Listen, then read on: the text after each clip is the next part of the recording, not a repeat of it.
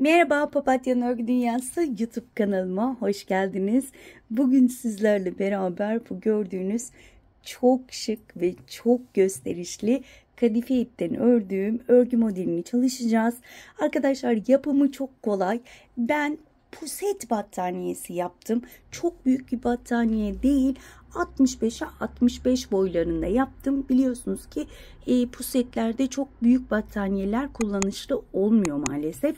O yüzden şöyle 65'e 65 pusetler için uygun olacağını düşündüm. Sizler istediğiniz büyüklükte rahatlıkla örebilirsiniz. İstediğiniz herhangi bir kadife ipi rahatlıkla kullanabilirsiniz. Marka vermeme gerek yok. İstediğiniz renklerde, istediğiniz markada örebilirsiniz. Hemen tığımdan bahsetmek istiyorum. 5 milimlik tığ kullandım. Sizler elinize yatkın herhangi bir tığ kullanabilirsiniz. Şöyle modeli iyice göstermek istiyorum. Arkalı, önlü rahatlıkla kullanabilirsiniz. İsterseniz hemen bu güzel modelin yapımına geçelim. Geçmeden önce minik hatırlatmamı yapmak istiyorum. Biliyorsunuz ki kanalım tamamen ücretsiz. Kanalıma tamamen ücretsiz abone olup abone ol butonunun yanındaki zili aktif hale getirirseniz bundan sonraki yükleyeceğim videolardan haberdar olabilirsiniz diyorum ve hemen bu güzelliğin yapımına geçiyorum. Evet arkadaşlar, şimdi size göstereceğim bebe ipi kullanacağım ve kullanacağım tığ numarası ise 3 milimlik tığ kullanacağım arkadaşlar. Öncelikle zincirle başlıyorum. İstediğiniz uzunlukta zincir çekebilirsiniz. Normalde bebek battaniyeleri 80'e 80, 90'a 90, 1 metreye 1 metre boy istediğiniz boylarda yapabilirsiniz. Ben şimdi istediğim kadar, hatta 1 metrelik battaniye yapacaksanız 1 metreden biraz daha uzun zincir çekebilirsiniz.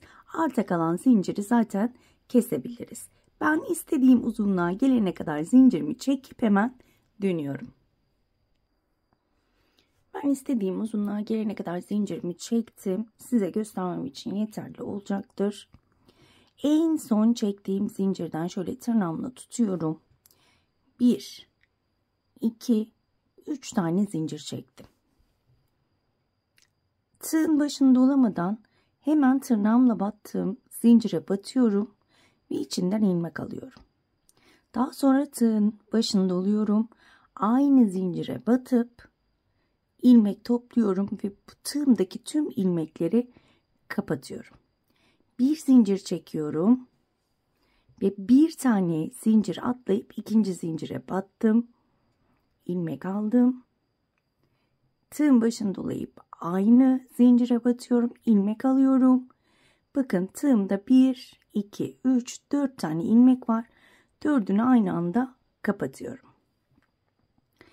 Bir zincir çektim ve sıra sonuna kadar aynı şekilde ilerleyeceğim. Bir tane zincir atlıyorum. İkinci zincire tığın başını dolamadan battım. İlmek topladım. Tığın başını doladım. Aynı zincire batıp ilmek alıyorum ve 4 ilmeği aynı anda kapatıyorum. Bir zincir çektim. Bir tane zincir atladım. İkinci zincire battım. Tığın başını dolayarak aynı zincire batıp ilmek alıyorum ve hepsini birlikte kapatıyorum ve bir zincir çekiyorum. Şöyle göstermek istiyorum. Minik minik pıtırcıklarımız oluştu zaten. Ve bu şekilde devam ediyorum. Bir tane atladım. İkinciye battım. İlmek topladım. İlk battığımızda tığın başını dolamıyoruz. İkinci batışta dolayarak batıyorum ve hepsini kapatıyorum. Bir zincir çektim ve bu şekilde sıra sonuna kadar devam ediyorum. Bir tane zincir atlamayı unutmuyoruz ilk sırada. Bu şekilde bir tane atladım. İkinciye battım.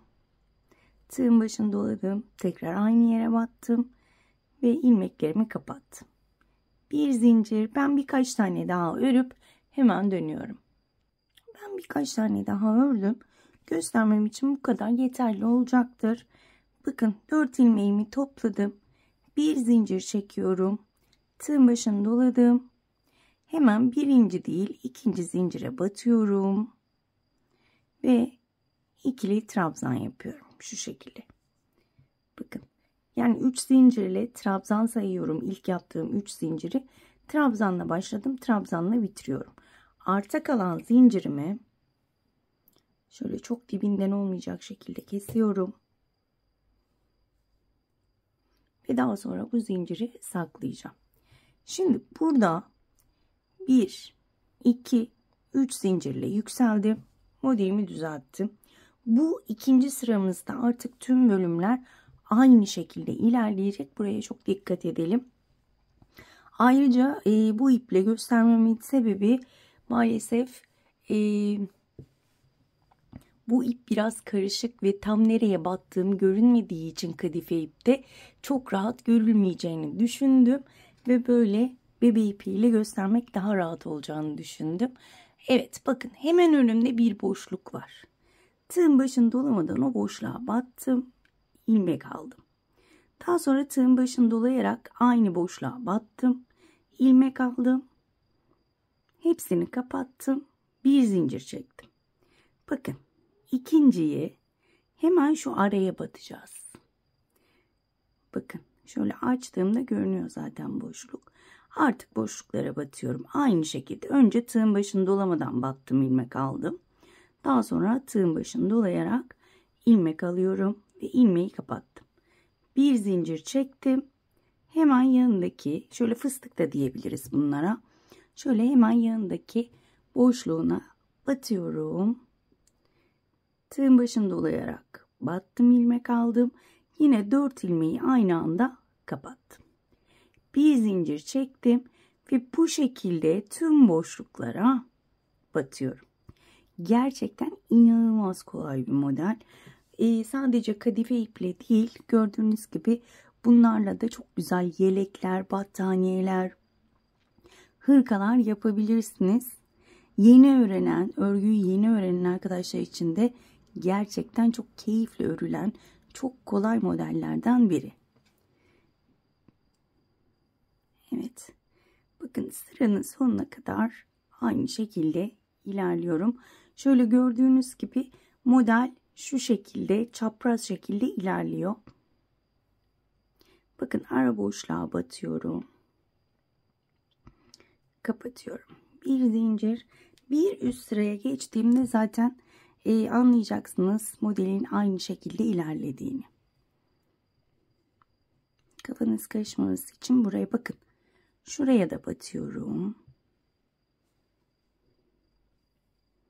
Bir zincir çekiyorum. Model artma yapmamak için, yani burada kaç tane fıstık varsa üstte de o kadar fıstık olması gerekiyor. Eğer ben bu boşluğa da fıstık yaparsam arttırma yapmış olurum. O yüzden şu fıstığın arasını hiç ellemiyorum. Tığın başını doluyorum. Hemen yanındaki trabzan tepesine batıyorum. Ve ikili trabzanla yükseliyorum ve bu sırayı bu şekilde bitiriyorum. Bir üst sırada yine aynı. 3 veya 2 zincirle yükselebiliriz. Her zaman bu boşluktan başlıyoruz. Başını dolamadan battım, ilmek aldım. Başını dolayarak ilmek aldım. Hepsini kapatıp bir zincir çektim.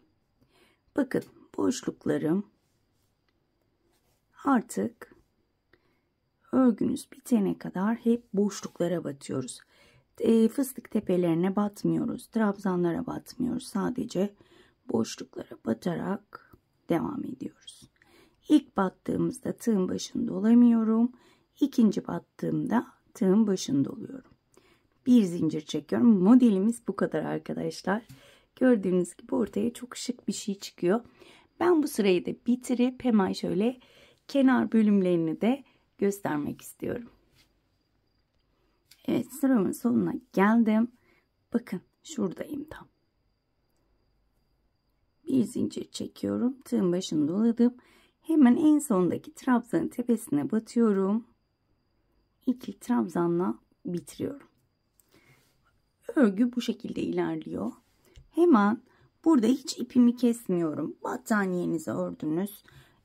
Sıralarınız bitti. Battaniyeniz tamamlandı. Kenar bölümüne geçmek için burada bir zincir çekiyorum. Şöyle çevirdim. Hemen dibine battım. bir sık iğne yapıyorum. Şu şekilde. Daha sonra burada 2 tane zincirim var. 1, 2. Sık iğne ile beraber 3 olmuş oldu. Hemen bakın. Şöyle tığ arkadan dolandırıp öne ilmek alıyorum ve bu ilmeğin içinden ilmek geçiriyorum. 2 oldu. 3, 4, 5 ve 6. Şöyle tığımda 6 tane ilmeğim var. Bu ilmeklerin hepsini kapatıyorum. Ve bakın şöyle yaptığımda nereye denk geliyorsa hemen oraya batıp kaydırmayla sabitliyorum. Şöyle çok güzel bir kenar olmuş oluyor. Burada tekrar 1, 2, 3 zincir çekiyorum. Bakın şu şekilde ilmeği öne aldım, içinden ilmek geçirdim. Öne alıyorum, içinden ilmek geçiriyorum. Tığımda 3 oldu. 4, 5, 6. Bu ilmeklerin hepsini kapattım. Zincir çekmeden şöyle saymıyorum. Nereye denk gelirse hemen oraya batıp kaydırmayla kapatıyorum. Gördüğünüz gibi çok şık bir kenar yapmış oluyoruz. Ben bunu çok sevdim. Kadife iple de çok değişik görünüyor. Gördüğünüz gibi çok şık oldu. Umarım beğenirsiniz. Bir tane daha göstermek istiyorum. 1, 2, 3 zincir çektim. Bakın şöyle yavaş yavaş göstermek istiyorum. Öne aldım, içinden ilmek geçirdim. 3 oldu. 4, 5 ve 6. Tüm ilmekleri kapattım. Zincir çekmedim.